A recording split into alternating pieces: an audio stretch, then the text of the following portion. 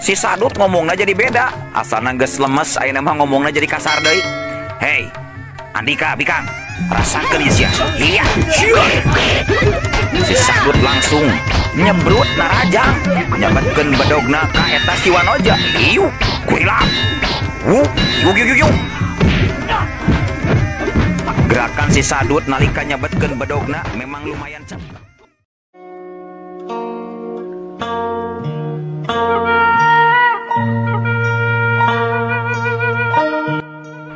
Assalamualaikum warahmatullahi wabarakatuh. Wadia balad atay official di mana wae ayana.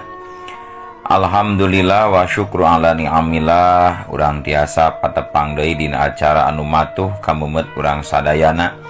Nyatana dina pagelaran dongeng Sunda jejer carita Si Getih. Ayeuna kantun bagian anu ka 30. Tekaraosnya para mitra sadayana urang parantos kana anu 30 deui. Atuh sumangga kanu teu acan subscribe geura subscribe heula, ngarah langkung pogot sareng semangat ka si Mamang anu nyandak ieu dongengna.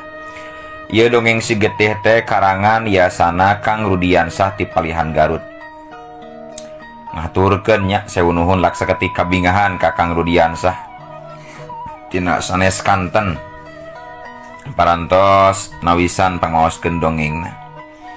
Atuh ngarah teu nyangklong ting kana waktos sumangga urang lajengkeun deui ieu jejer carita Si Getih. Sor cikopina betot simbutna tarikan tali kolorna bisi bucat tumpak dung des.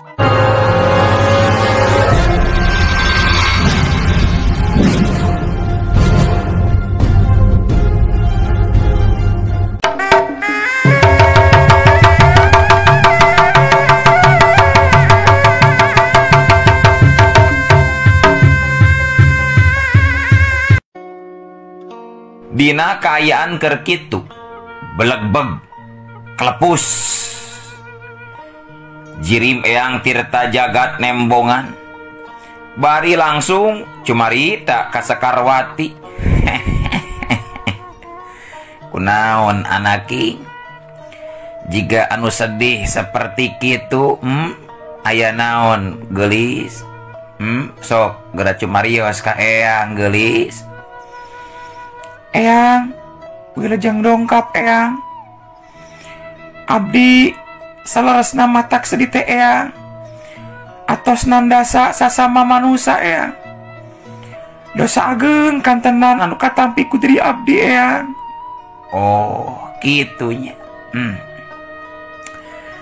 Jadi hidup teh handeueul ku tindakan hidup kitu atawa kumaha geulis? Muhun eyang, kitu pisan. Abdi teh kaduhung segede gunung. Abdi parantos nanda saja ngabinasakeun dua jalma ya. Nah bat kaduhung sagarupa anaki. Sabab hidup teh da lain ngahaja atuh. Jeung teu niat ngabinasa. Rek mateni atawa ngajalkeun musuh apana. Tapi tayalian hidup mangan ukur ngabela diri sanes kitu geulis.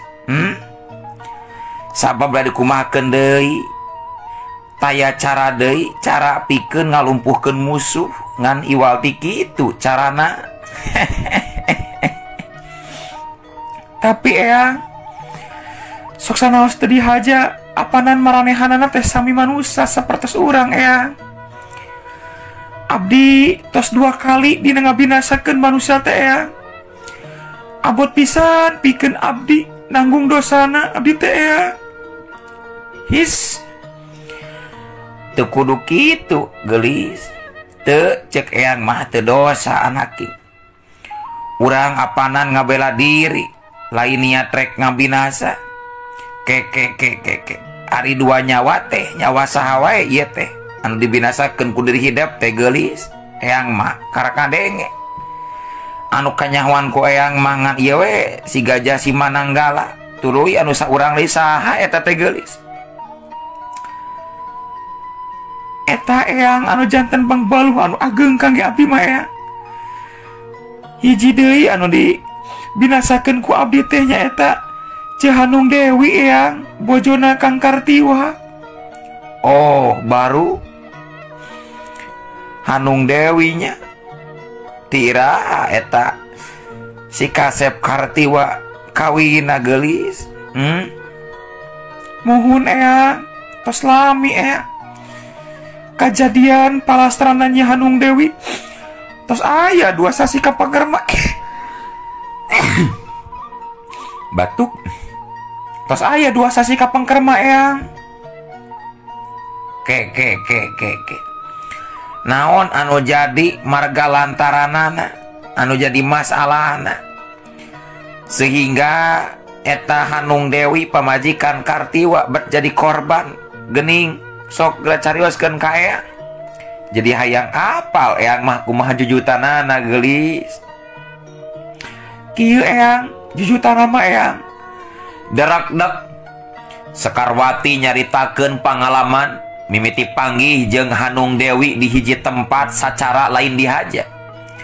Nalika dirina mawa Raden Aji Purba pikeun neangan tabib, ari pek teh panggih jeung Hanung Dewi anu tetela incuna hiji tabib. Tug nepi ka ngalaman kajadian anu teu disangka-sangka, bet kadatangan Kartiwa anu geus robah sagala rupana. Anu sing horeng nya Hanung Dewi jeung Kartiwa teh geus aya hubungan khusus alias ngalaki rabi antara salaki jeung pamajikan anu asalna mah dikilungan ku nya Hanung Dewi. Tur kapanggih sotenan nalika Kartiwa arek dibinasa ku Sekarwati lantaran disangka mah nya eta Kartiwa teh siluman anu rek ngaganggu ka dirina. Ngan untungna kaburu disalamatkeun ku nya Hanung Dewi anu geus ikhlas ngorbankeun nyawana sorangan. Teu lila kadenge Sekarwati mungkas guaran caritanana. Tah kitu Eyang manawi jujutan ngeunaan Hanung Dewi sareng Kartiwa Eyang. Oh, kutan teh kitunya anaki. Atuh lain niat hidup keneh eta mah gelis. Lain dihaja. Tapi itu anu ngorbankeun diri. Eta mah Hanung Dewi anu ngabela jiwa jeung nyawana Kartiwa kitu carana mah gelis. Sugan teh teu panjang lalakonanya kapilan ceuk hidup teh gelis. Kartiwa panjang geuning lalakon jalan hirup anjeun teh kasep. Muhun Eyang. Nanging abdi teh masih keneh bingung ieu teh Eyang. Bingung anu teu manggih tungtung Eyang. Nah abet bingung sagarupa gelis. Naon atuh anu matak jadi kabingung keur hidup teh anaki. Sok geura ebrehkeun, geura caritakeun ka Eyang sagarupana ngarah teu jadi bang balu hate. Kieu Eyang manawi bingungna abdi teh kedah ka mana milari laratan Kang Kartiwa Eyang. Anjeunna ayeuna aya di mana abdi teu terang Eyang. Sarta upami abdi pendak sareng anjeunna tur tos pulih deui kasadaranana, abdi kedah kumaha nyarioskeunana Eyang. Upami Kang Kartiwa seuk nyabit-nyabit ngeunaan Hanung Dewi di payunan diri abdi Eyang. Bingung abdi teh Eyang. Anjeunna sieun teras dendam ka diri abdi. Upami seuk terangeun Hanung Dewi ajal pati ku diri abdi Eyang. Suksanaon sanes dihaja saur Eyang oge. Kitu manawi Eyang anu jadi kabingung abdi wanci kiwari teh Eyang. Oh, kitunya kabingung hidup teh gelis. Eta mah kembali deui ka urangna. Eta mah urangna we anu kudu bisa nyarita anu hade pikeun ngajelaskeun anu sabenerna ka Kartiwa. Eyang yakin gelis Kartiwa bakal bisa narima kanyataan moal matak dendam, moal matak cecep ka diri hidup. Kitu tah gelis. Mun Eyang nanging Nanging naon gelis? Carana hidup ulang ngarasa kabengberatan ku hiji rasa anu jadi bang balu hate gelis. Teu aya nanging-nangingan gelis. Naon anu dilakukan ku hidup eta bener teu salah cek eyang mah. Angguran mah penting ieu hidup geura istirahatkeun leureuhkeun awak. Rinehkeun pikiran sangkan isuk hidup loba deui tanaga. Sok ayeuna eyang rek mulang deui geulis. Hampura eyang. Bisi salah ucap jeung isukan hidup omatnya. Lunta tieu tempat kudu nyorang jalan kakulonkeun. Omat ieu amanat eyang. Sabab di ditu aya anu nganti pitulung ti deui hidup geulis. Kitunya ti eyang. Kek eyang. Saha anu kedah ditulungan ku deui abdi teh eyang? Sareng kunaon anjeunna teh kitu eyang? Sayoskeun geura yang ka abdi ngarti panasaran eyang. Sekarwati jiga nu panasaraneun maksa ka Eyang Tirta Jagat sangkan ngabejaan sadengkeun Eyang Tirta Jagat kadangu ngawalon di barung jeung imut. Engke oge hidup bakal nyaho sorangan geulis. Saha anu bakal ditulungan ku diri hidup teh jeung naon sabab musababnakeun. Ulah sok miheulaan kawasa pangeran ke hidup ge bakal apal sorangan geulis. Kitu ceuk Eyang Tirta Jagat. Sekarwati jadi ngahuleng. Oh gancang cumarita deui. Mungun atuh eyang upami kitu mah. Abdi baris teger manah sareng panceg dina kayakinan eyang. Wajangan teh eyang baris ditampi ku abdi dijungjung sareng disuhun eyang. Sarta silokati eyang ngeunaan kajentenan enjing eta mangrupi parentah kangge diri abdi eyang. Abdi nampi sareng panasaran eyang. Tembal Sekarwati bari ngeluk tungkul bareng tangga barang tangga Eyang Tirta Jagat tetela tos teu aya di tempatna. Sakedet netra Eyang Tirta Jagat geus nyeles di hareupeun Sekarwati. Sekarwati saterusna mah balik deui ka imahna Ma'ruf. Sabab teu hade lila aya di luareun imah komo pangkat wanoja. Kituna teh nyelang ngadon mandi heula di walungan miceun kesang anu ngaragajag maseuhan sakujur badana.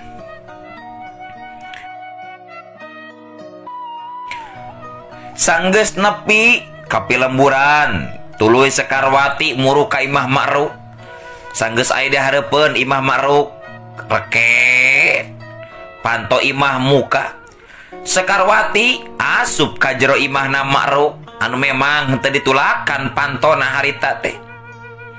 Kuniang Ma'ruf hudang tina tempat sarena tuluy muru ka tengah imah. Sabab apal yen harita teh aya anu datang. Ai hae nyai nyimas syukur atuh. Salira tos salamat mah salira nyimas tos uih deui ka rompok emak. Nyimas salamat. Nyimas atos pendak sareng eta jalmi anu ngaran Gajah Simananggala teh geulis. Nyimas Atos emak. Alhamdulillah emak abdi salamet. Walon Sekarwati pondok. Syukur atuh nyimas. Bingat aya papadana emak teh. Ngadanguna oge ari kitu mah geulis. Nyimas emak ti tadi ngagoler teh teu peureum-peureum. Abdi rasa-rasa teh ngan melang we anu aya kasih nyimas kitu tah nyimas. Sok inggis nyimas taya mulang deui ka dieu.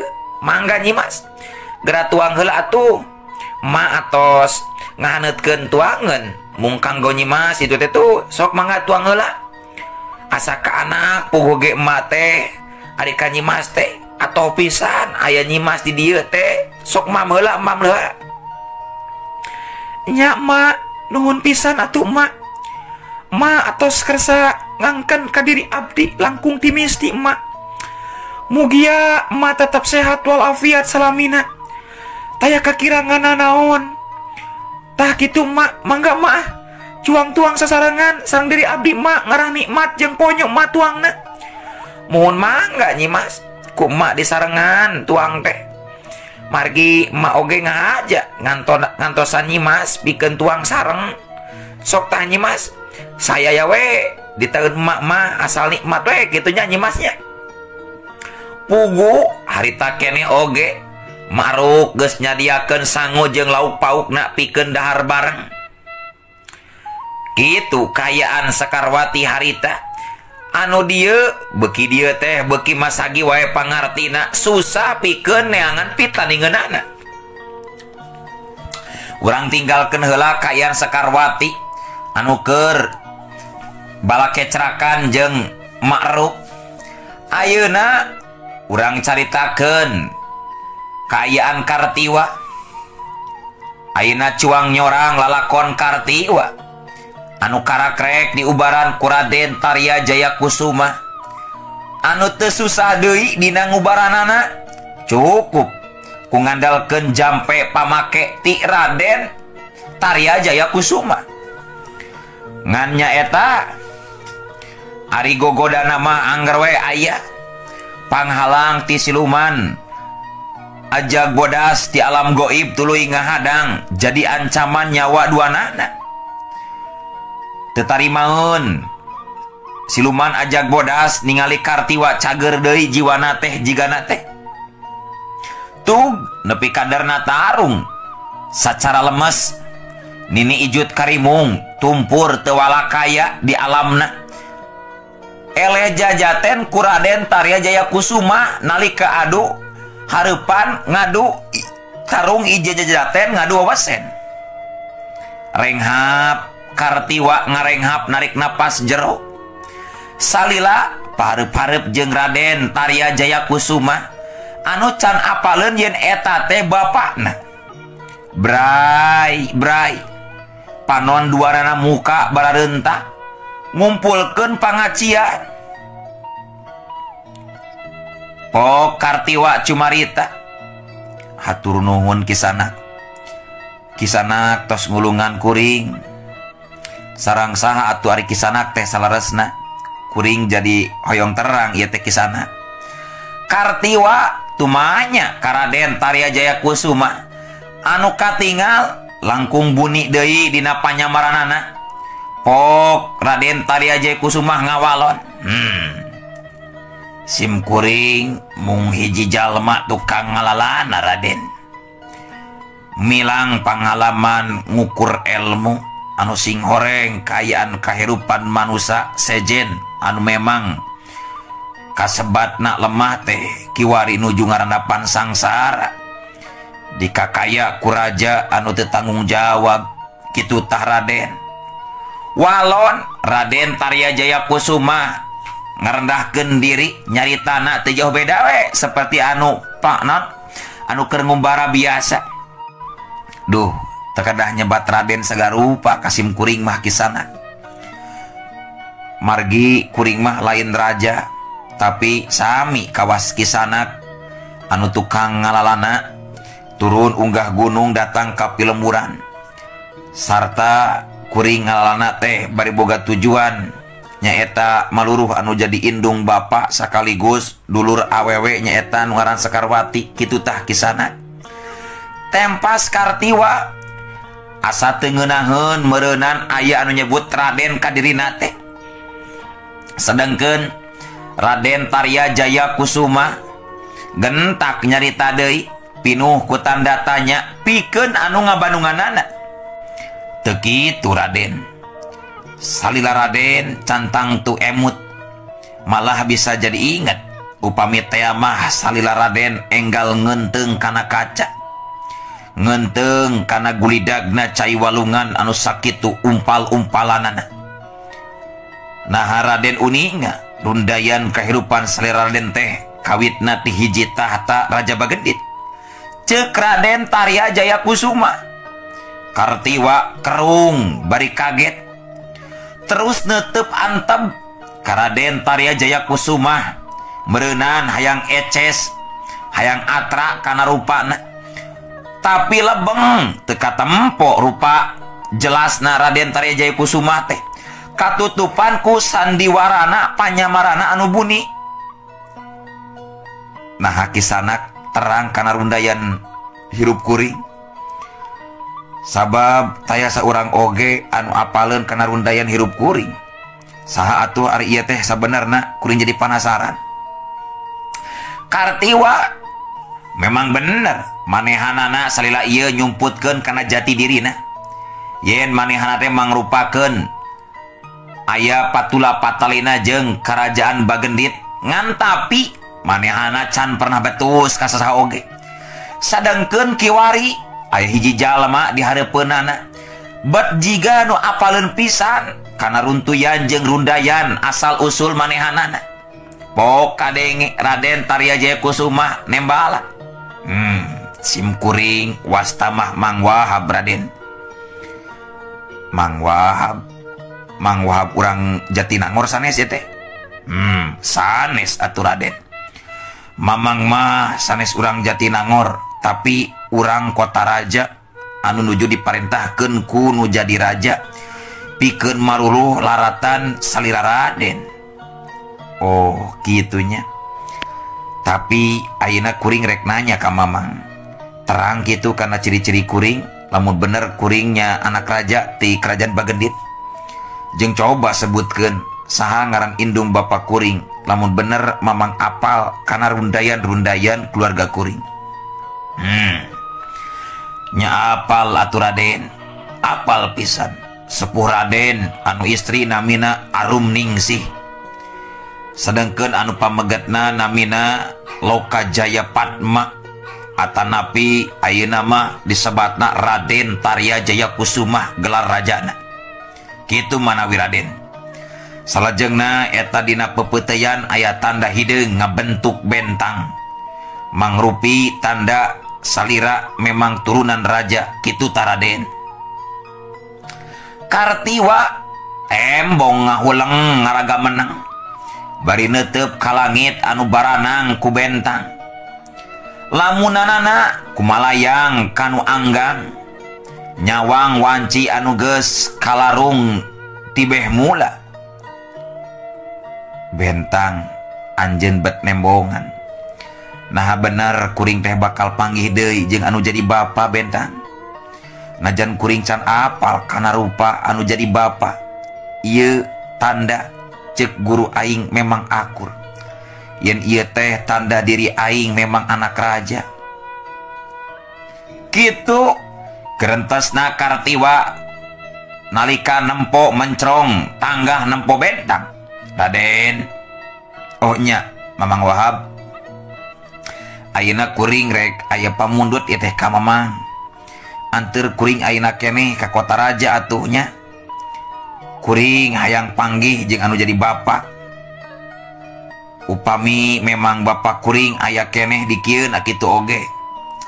Keun da ari indung kuring mah puguh geus tilar dunia tibeh dituna keneh oge. Cenah mah indung kuring teh dibinasakeun ku Raja Tumariswana anu sarakahna ka bina-bina. Nuhun deui. Ieu si getih parantos dipangrawatakeun ku Mamang. Upami henteu mah duka kumaha nasib ieu bedog si getih teh Mamang. Ujuk sumangga Raden, mangga. Ayeuna ku Mang Wahab sejadi anteur langsung parat ka Kota Raja. Nanging salila Raden can terang panginten kana rupi tuang rama teh kumaha pamenteuna. Nu matak nu mawi Mamang hulu botak katingang awi teu acan abi teh Mamang. Anu mana jeung seperti kumaha sieun kuring mah. Sieun teu percaya kitu tah. Lamun kuring ngaku-ngaku yen kuring teh keturunan raja padahal aya tanda cek guru kuring mah kitu Mamang. Jadi kuring nepi ka ayeuna sieun sabenerna mah rek datang ka eta kerajaan Bagendit teh sieun teu diaku. Kitu tah Mamang. Leres pisan Raden, leres. Memang sieun salira Raden engke ngaros ku ciwa kitu. Upami seuk terang saha Raden atau Rama Raden salaresna. Tapi ari percanten mah ka Mamang nyamang gawe ku Mamang dianter ayeuna ka kota raja ngarah langkung jelas deui Raden. Moal mang kuring pasti ato moal ku ciwa lamun masuknya bener kuring keturunan di kerajaan Bagendit jeung deui Raden Tarya Kusuma mangrupakeun bapak kuring moal ku ciwa rek kumaha wae kaayaan jeung rupana kuring rek narimakeun pasti bakal atoh anu aya panggih jeung kolot. Hapunten deui Mamang wengi-wengi keneh di piwarang lumampah ku abdi diajakan lumampah margi abdi teu kiat hoyong pendak sareng anjeuna kitu tah Mamang. Kartiwa puguh we harita mah can apaleun yen jalma anu aya di hareupeuna teh nyatana bapana Raden Tarya Jayakusuma. Tapi sabenerna mah sok sanajan teu nyamar oge Raden Tarya Jayakusuma cantang tu dikenal ku Kartiwa sabab Kartiwa dina waktu keur leutik keneh geus pisah jeung anu jadi keluargana khususna bapana. Sabab ku can apaleun teh kana rupa anu jadi indung jeung bapana ti leutik. Mangga Raden, hayu wae. Ku Mamang urang jajabkeun ka kota raja ayeuna. Teu sawios-wios. Rek wengi rek siang pikeun Mamang mah siap pikeun nganter Raden. Hayu Raden. Duh, tapi teu kenging nyebat wae Raden atuh Mang. Sebat wae abdi mah Kartiwa gitu Mang. Teraos abdi mah teraos disebat Raden teh Mang. Margi abdi cantang tos pasti nah abdi teh leres putra raja atanapi sanes kitu tah Mang. Nami Raden atos akur. Tanda lahir salira Raden oge tos akur. Mangga tekadah cang caya Raden ulah sieun. Salira pantes disebat Raden. Margi leres salira Raden putra raja, putra mahkota ti kerajaan Bagendit anu geus leungit 27 tahun katukang Raden. Muhun Mang, mudah-mudahan we atuh Mang. Mangga atuh Mang urang ngeureuyeun. Mangga Raden, mangga. Raden Tarya Jayakusuma anu masih keneh keur nyamar terus lempang marengan Kartiwa nyorang jalan pikeun ngajugjug ka kota raja Bagendit anu jadi tujuanana.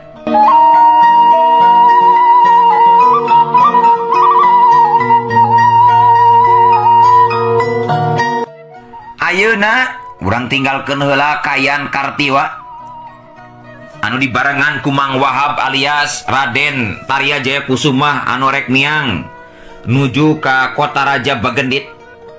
Ayeuna urang caturkeun si Caping Sakti. Lalampahan si Caping Sakti anu meh geus lila teu kacaritakeun ayeuna urang guar deui.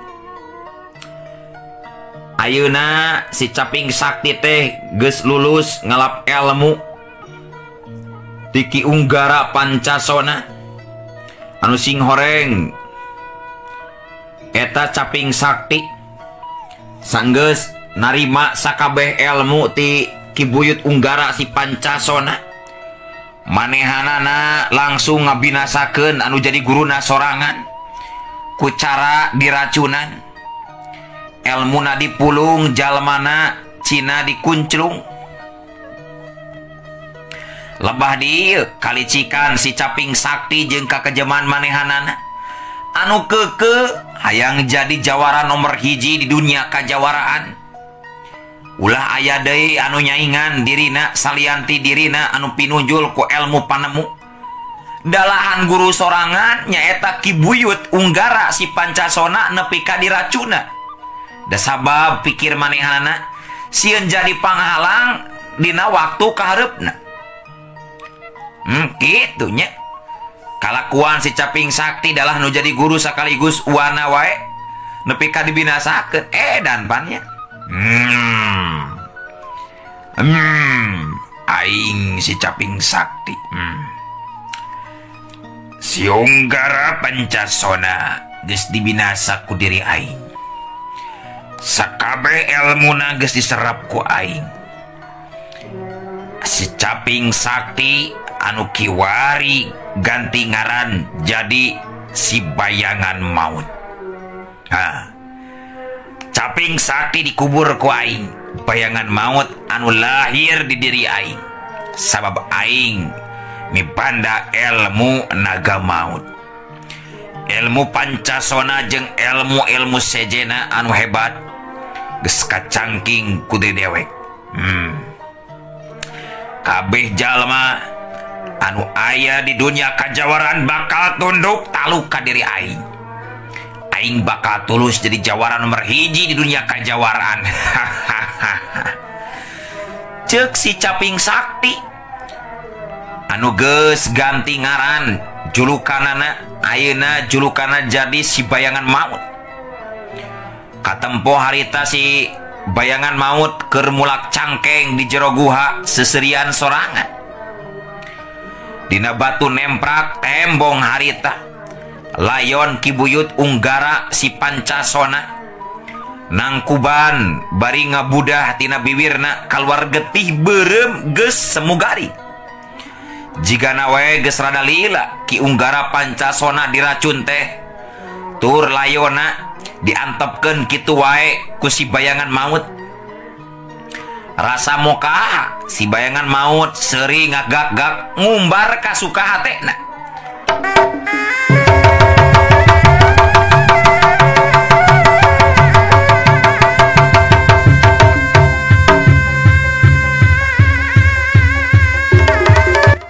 Nalika si Bayangan Maut keur ngahkei seuri bari rek ngalengkahkeun sukuna, rek ninggalkeun eta gua.